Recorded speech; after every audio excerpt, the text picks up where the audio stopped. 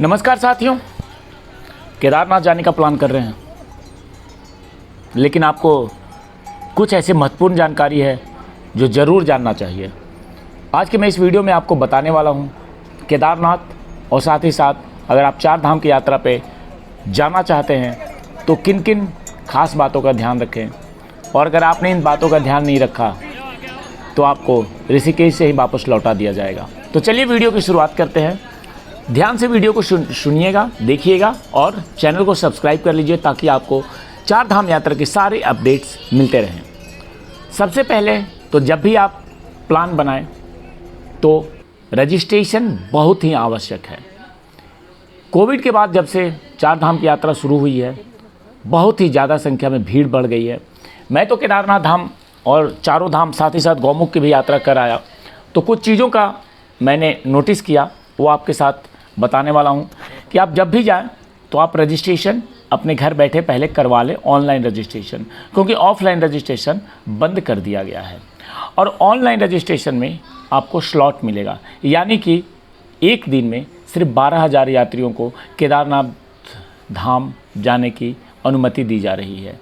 अभी कल ही करीब 14,000 यात्रियों को सोनप्रयाग से वापस लौटा दिया गया है, क्योंकि भीड़ ज़्यादा थी, उनका रजिस्ट्रेशन नहीं था। तो आप ऐसा कोई भी काम ना करें जिससे कि आपको परेशानियों का सामना करना पड़े। 4 धाम यात्रा की वेबसाइट है ऑफिशियली, उस पर जाएं, रजिस्ट्रेशन करवाएं और रजिस्ट्रेशन करवाने के बाद आपको जो स्लॉट मिलता है जिस डेट का, उस डेट में अपना यात्रा प्रारंभ करें। जब आप दिल्ली को मैं बेस मान करके चलता हूँ, और दिल्ली से जब आप चलते हैं 4 धाम यात्रा के लिए, तो एक और बात का बहुत ध्यान रखें कि उत्तराखंड के उच्च हिमालयी क्षेत्र है और वहाँ पे ये चारों धाम स्थित है, बद्रीनाथ, केदारनाथ, गंगोत्री और यमुनोत्री। इनके रास्ते में हृदय संबंधी समस्याओं के कारण श्रद्धालुओं की मौत की घटनाएं भी सामने आ रही है। तो अगर आपको किसी भी प्रकार का हार्ट से, दिमाग से इस प्रकार की कोई प्रॉब्लम है तो डॉक्टर की सलाह उसके पहले आप ज़रूर ले लें। और जब आप ऋषिकेश से आगे यात्रा शुरू करें तो ये मान करके चलें कि ट्रैफिक आपको हर जगह मिलेगा, हर रास्ते में मिलेगा। इसलिए अपनी यात्रा का जो कार्यक्रम है उसमें 2-3 दिन बढ़ा करके ही चलें। ऐसा नहीं कि सिर्फ आप 3 दिन का कार्यक्रम बनाएं और चले जाएं, क्योंकि ट्रैफिक का सामना कहीं भी आपको करना पड़ सकता है।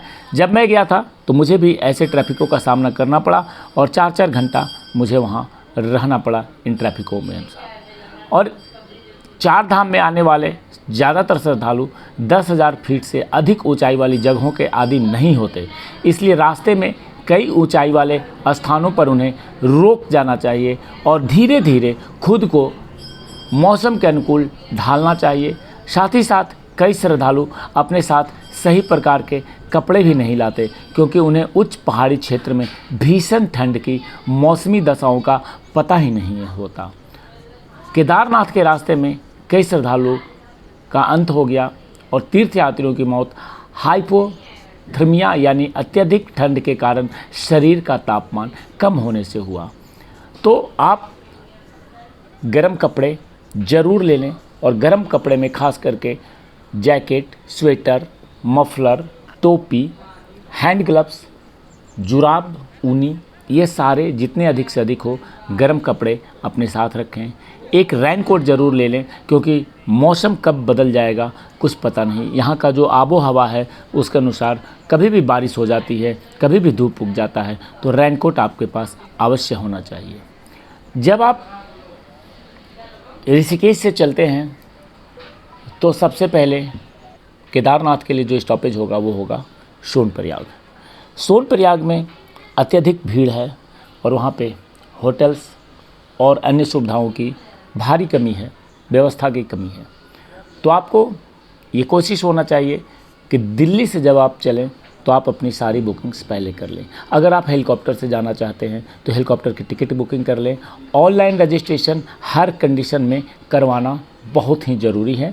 ऑनलाइन रजिस्ट्रेशन करवा के स्लॉट बुक कर लें, उसके बाद हेलीकॉप्टर से जाना है तो हेलीकॉप्टर बुक कर लें। और अगर आपको लगता है कि वहाँ पे रुकना है 2-3 दिन, एक दिन, GMVN वेबसाइट है, उस पे जा कर के आप होटल बुक कर सकते हैं, चाहे सोनप्रयाग में, केदारनाथ धाम ऊपर भी कई टेंट सिटी बनाए गए हैं, तो आप वहाँ जा कर के गढ़वाल मंडल विकास निगम GNVN, SCBN नहीं, GNVN, गढ़वाल मंडल विकास निगम की वेबसाइट पर जा कर के आप अपनी रुकने की व्यवस्था को बुक कर लें। साथ ही एक चीज़ और बताता हूँ कि आप जब सोनप्रयाग में आपकी गाड़ी रोक दी जाएगी, वहाँ से आपको करीब 5 किलोमीटर है गौरीकुंड, और गौरीकुंड के लिए सोनप्रयाग से व्यवस्था बनाई गई है कि जीप जा रही है, लोकल जीप्स है, जिसमें 50 रुपये का किराया लग रहा है एक आदमी का। तो आप सोनप्रयाग से गौरीकुंड उस जीप के माध्यम से जा सकते हैं। भीड़ उन जीप में भी बहुत है, 1-1 किलोमीटर 2-2 किलोमीटर की लंबी लाइन्स हैं, तो उन लाइन्स में आपको खड़ा होकर के जाना है। वैसे मैं तो पैदल ही निकल गया था 5 किलोमीटर, हम लोग लाइन में नहीं लगे थे। और वहाँ से जब आप निकलेंगे आगे गौरीकुंड की तरफ, तो गौरीकुंड में उस जीप के द्वारा पहुँच जाएंगे, और गौरीकुंड से आप पहले ही डिसाइड कर लें कि आपको केदारनाथ धाम की यात्रा पैदल करना है या घोड़े से करना है। क्योंकि कई लोग ऐसे होते हैं जो ये सोचते हैं कि नहीं, हम तो पैदल ही यात्रा कर लेंगे, और 1-2 किलोमीटर के बाद वो थक जाते हैं, फिर घोड़े की खोजबीन करते हैं। ऐसे समय में वो ज़्यादा मुश्किलों का सामना करते हैं। तो सबसे पहले अगर आप घोड़े से जाना चाहते हैं तो फिक्स रेट है 2540 रुपये का, वन साइड का, नीचे से ऊपर केदारनाथ धाम तक जाने के लिए। घोड़ा प्रीपेड काउंटर है, वहाँ से आप प्रीपेड काउंटर से बुक कर लें पेमेंट करके, और घोड़े से आप जाएं। और अगर आपको लगता है कि आप पैदल जा सकते हैं तो आप पैदल जाएं, लेकिन बीच में आप प्लान चेंज ना करें। बीच में अगर आप प्लान चेंज करते हैं कि 2 किलोमीटर पैदल चल के फिर घोड़े खोजते हैं, तो वो 2540 की जगह कोई घोड़ा वाला आपसे 4000 मांगेगा, कोई 5000 मांगेगा, क्योंकि प्रीपेड काउंटर नीचे गौरीकुंड में बना हुआ है और बीच में केवल बार्गेनिंग होती है। तो आप पहले डिसाइड कर लें पैदल जाना है या घोड़े से जाना है। खाने के लिए पूरे रास्ते भर में आपको दुकानें मिल जाएंगी। ये जो 18 किलोमीटर का ट्रैक है गौरीकुंड से केदारनाथ का, पूरे रास्ते भर में दुकानें हैं, खाने की कोई दिक्कत नहीं है। कैश रखें साथ में, क्योंकि वहाँ पे ऑनलाइन कुछ भी नहीं चलेगा, ना पेटीएम चलेगा, क्योंकि नेटवर्क कनेक्टिविटी बहुत ही ख़राब है। तो इसलिए कैश लेकर के चलें, जहाँ भी कुछ ख़रीदना भी हो तो आप कैश का इस्तेमाल करें। साथ ही आपको बता दूं कि जब आप वापसी होते हैं, वापसी में 1740 रुपये घोड़े का रेट है। वहाँ भी प्रीपेड काउंटर बनाया गया है, तो आपको अगर नीचे आना है घोड़े से तो आप प्रीपेड काउंटर से जा कर के आप अपनी घोड़े की बुकिंग करवा लें। ऊपर केदारनाथ धाम में बहुत सारे टेंट सिटी हैं, बहुत सारे गढ़वाल मंडल विकास निगम के भी होटल्स छोटे छोटे बनाए हुए हैं। तो अगर आपकी बुकिंग्स पहले रहती है तो आपको कोई परेशानी का सामना नहीं करना पड़ेगा, लेकिन अगर आपने बुकिंग नहीं करवाई है तो ऑन द स्पॉट बहुत मुश्किलों का सामना करना पड़ेगा।